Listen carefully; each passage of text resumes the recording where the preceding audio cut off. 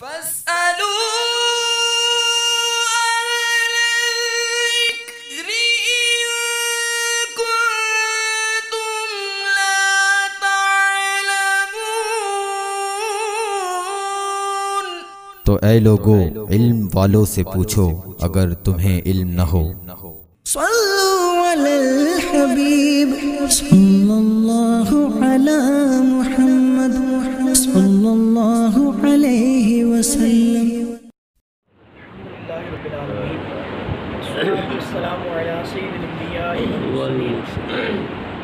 اما بعد فاعوذ باللہ من الشیطان الرجیم بسم اللہ الرحمن الرحیم الصلاة والسلام علیکہ یا رسول اللہ وعلی آلکہ وصحابہ یا رسول اللہ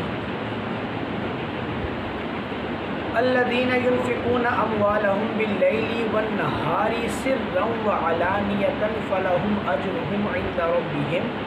ولا خوف علیہم ولا هم يحزنون۔ وہ جو اپنے مال خیرات کرتے ہیں رات میں اور دن میں، چھپے اور ظاہر، ان کے لیے ان کا اجر ان کے رب کے پاس، ان کو نہ کچھ اندیشہ نہ کچھ غم۔ کچھ دنوں سے مسلسل صدقے کی بات چل رہی ہے، آج یہ صدقے کے تعلق سے آخری اس موقع پر آخری آیت ہے۔ یہ آیت کے دو اقوال ہیں، ایک یہ ہے کہ یہ حضرت صدیق اکبر کے حق میں نازل ہوئی جنہوں نے 40,000 درہم صدقہ کیے، 10,000 دن میں، 10,000 رات میں، 10,000 چھپا کر اور 10,000 لوگوں میں ظاہر کر کے۔ ان کے حق میں نازل ہوئی کہ جو دن میں دیتے ہیں، جو رات میں دیتے ہیں، جو چھپا کر دیتے ہیں، جو ظاہر کر کے دیتے ہیں،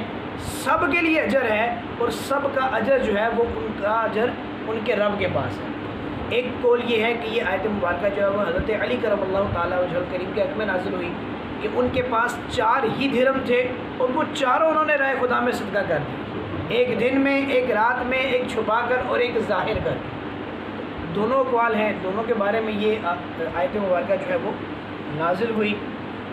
اس میں ایک بات، ایک پہلو کی طرف اشارہ ہے، وہ یہ کہ دن کے صدقے سے پہلے رات کے صدقے کا ذکر ہوا، اعلانیہ صدقے سے پہلے چھپا کے دینے کے صدقے کا ذکر ہوا۔ یہ اس بات کی طرف اشارہ ہے کہ چھپا کر دینا یہ زیادہ افضل ہے، دکھا کر دینے کی بنسبت چھپا کر دینا زیادہ افضل ہے۔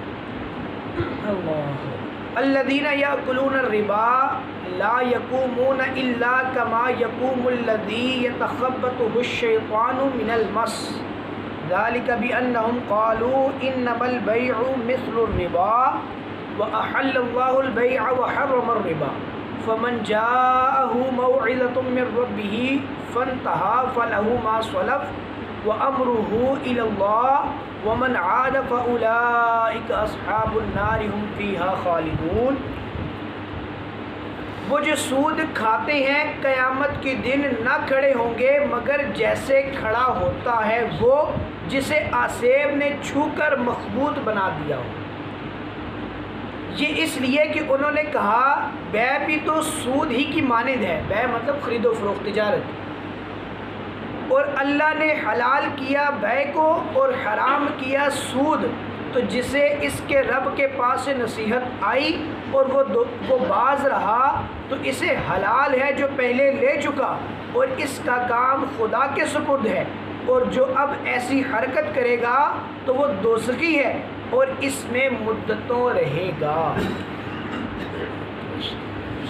اتنی ساری صدقے کی آیات، اس کے فضائل، اس کی تفصیلات، اس کے چھوٹے چھوٹے پہلوؤں کا ذکر کرنے کے بعد اب اس کے اپوزٹ یعنی مال کے ذریعے جنت کمانے والوں کا بھی بیان ہوا، اب مال کے ذریعے جہنم کمانے والوں کا بیان آیا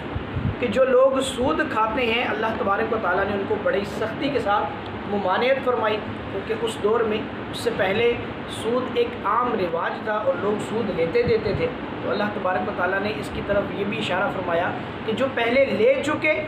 ان کے لیے تو وہ لے چکے، اب جب حکم آ گیا کہ اب نہیں لینا تو اب جو لے گا وہ دوزخی ہو جائے گا۔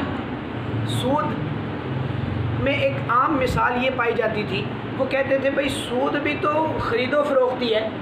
تم تجارت کرتے ہو، ہم بھی تجارت کرتے ہیں، تم مال بھی 100 روپے کا لے کے، مثال ایک کتاب 100 روپے کی لے کے 120 روپے کی بیچ رہے ہو، تو 20 روپے کما ہی رہے ہو، ہم بھی 100 روپے دے کے 120 روپے لے لیتے ہیں، ہم بھی تو کما ہی رہے ہیں، تجارت کر رہے ہیں۔ تجارت کی یہ جو سود ہے اس کی بہت ساری خرابیاں ہیں۔ ایک تو یہ ہے کہ جو مال کے بدلے میں ہم مال اضافی لے رہے ہیں وہ کسی کے عوض میں نہیں آ رہا۔ تجارت کرنے والے تو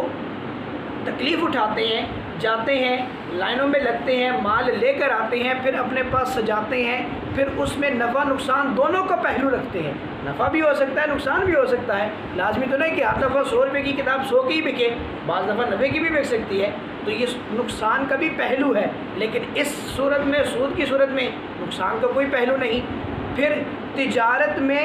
بہت سارے لوگ انوالو ہوں گے، سب کا فائدہ ہوگا، جبکہ سود میں کوئی لوگ انوالو نہیں ہوں گے، بلکہ جو امیر ہے وہ امیر تر ہوتا جائے گا، اور جس نے سود دینا ہے وہ بیچارہ ساری عمر سود دیتا ہی رہے گا، اصل مال وہیں پڑا ہے۔ 100 روپے پر جو اس نے 20 روپے دینے ہیں وہ ہر مہینے وہ 20 روپے اتارتا رہے گا، اور 100 اصل کا اصل وہیں پر کھڑا رہے گا۔ پھر زمانے کی خرابی الگ، جو لوگ سود پر کام کرتے ہیں، شروع میں آپ ان کے پاس جائیں گے تو آپ دیکھیں گے وہ جناب اتنے خوش اخلاقی کے ساتھ پیش آئیں گے، وہ جناب مسکراہٹ آپ کو پیش کریں گے، اور بڑی جناب تہذیب کے ساتھ آپ کو چائے پانی کا بھی پوچھیں گے، اور جب آپ ان سے سود لے چکیں گے، 1-2 مہینے کی قسطیں ادا کر دیں گے، اب ان کی آنکھیں ماتھے پر پہنچ جائیں گی۔ چائے پانی کا پوچھنا تو بڑی دور کی بات ہے، سیدھے منہ بات نہیں کریں گے، روزانہ گنڈوں کو لے کے آپ کے گھروں میں پہنچیں گے، گھروں میں الگ ذلیل کریں گے، محلے میں الگ ذلیل کریں گے، اور جناب وہ پیسہ بھی آپ کا بٹورتے رہیں گے۔ اس طرح کی بے شمار خرابیاں سود میں پائی جاتی ہیں۔ اور یہ بات ایک ہمیشہ ذہن میں رکھیں کہ ہم نے کئی ایسے گھرانوں کو دیکھا ہے جو بڑے اچھے کھاتے پیتے کاروباری طبقے سے تھے، لیکن جب انہوں نے سود لینا شروع کیا، سود پر مال لیا کہ چلو ایک نئی فیکٹری بنا لیتے ہیں، بینک سے قرضہ اٹھا لیتے ہیں، سود پر جب انہوں نے مال لیا تو وہ پچھلی فیکٹریاں بھی بک گئیں، وہ گھر بھی بک گئے، زمانے میں ذلیل و خوار ہو گئے۔ سود ایک دفعہ جس گھر میں داخل ہو جائے وہاں سے نکلنا اس کا بڑا ہی مشکل ہو جاتا ہے۔ اس لیے سود سے ہمیشہ بچتے رہیں۔ سود بالکل جو ہے وہ یہ نفع مند تجارت نہیں ہے، نقصان والی تجارت ہے، کیونکہ اس کو رب نے منع کر دیا ہے، اور رب کے منع کرنے میں بڑی حکمتیں پوشیدہ ہوتی ہیں۔ بعض دفعہ اگر ہمیں کوئی حکمت سمجھ میں نہ بھی آئے، پھر بھی جب رب کا حکم آ گیا کہ نہیں کرنا تو بس اس کو نہ سمجھ لینا چاہیے، اس پر خام خواہ کی بحث جو ہے وہ نہیں کرنی چاہیے۔ رسول اللہ صلی اللہ علیہ وسلم کی حدیث شریف ہے، مسلم صحیح مسلم میں یہ حدیث روایت ہے، اللہ اکبر، رسول اللہ صلی اللہ علیہ وسلم فرماتے ہیں سود دینے والا، سود لینے والا، سود لکھنے والا، جو اس کا کتابت کرنے والا، لکھنے والا، وہ بھی جو اس کے لکھنے کے لیے کاغذات تیار کرتا ہے، وہ بھی، یہ سب کے سب، اور سود کی گواہ جو اس پر گواہ بنتے ہیں، ظاہر ہے جب مال لیے دیا جاتا ہے تو ساتھ میں گواہ بھی ہوتے ہیں، تو وہ جو گواہ بنتے ہیں یہ سب کے سب اس سودی معاملے میں برابر کے شریک ہیں، اور سب کو ایک جیسا گناہ ہوگا۔ اس لیے سود کے معاملے سے بالکل بچنا چاہیے۔ اللہ تبارک و تعالیٰ نے مثال سے سمجھایا کہ جو سود خور ہیں یہ ایسے ہیں جیسے مخبوط الحواس، ایسا جو بھوت جس کے اوپر چڑھ جائے، جن چڑھ جائے، اور آپ دیکھتے ہیں کہ وہ جناب گلیوں میں بھاگتا پھرتا ہے، کپڑے پھاڑتا ہے۔ اس طرح سود لینے والا شخص جو ہے کل بروز قیامت اس حالت میں لوگوں کے سامنے آئے گا کہ لوگ سمجھیں گے کہ یہ جو ہے وہ کوئی مخبوط الحواس شخص ہے، ایسا شخص جس پر بھوت سوار ہو گیا ہے۔ تو اس لیے اس سے بچنا چاہیے۔ اللہ تبارک و تعالیٰ مجھے اور آپ کو اس سود جیسی گندی بیماری سے